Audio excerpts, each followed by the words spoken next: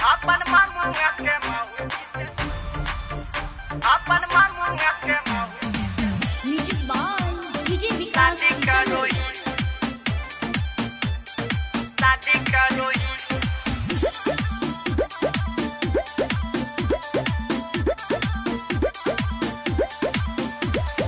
ऐसन काहे कामवा तू कहीं रे भैयावा छूट गेल माई बाबू छूट गेल घरवा छूट गेला माई बाबू छूट गेला घरवा ऐसन काहे कामवा तू कहीं रे भैयावा छूट गेल माई बाबू छूट गेल घरवा जिंदगी के अपन बर्बादी करोही अपन मामुआ के मौगी से शादी करोही अपन मामुआ के मौगी से शादी करोही अपन मामुआ के महू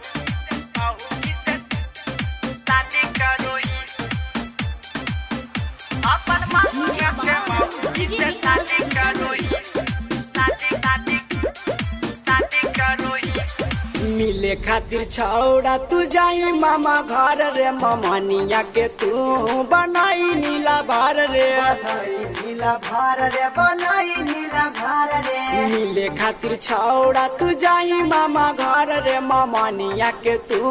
बनाई नीला भार रे ममुआ से छौड़ा लड़ाई करोही अपन मामुआ के मऊगी से शादी करोही अपन मामुआ के मऊगी से शादी करोही अपन मामुआ के मऊगी से शादी करोही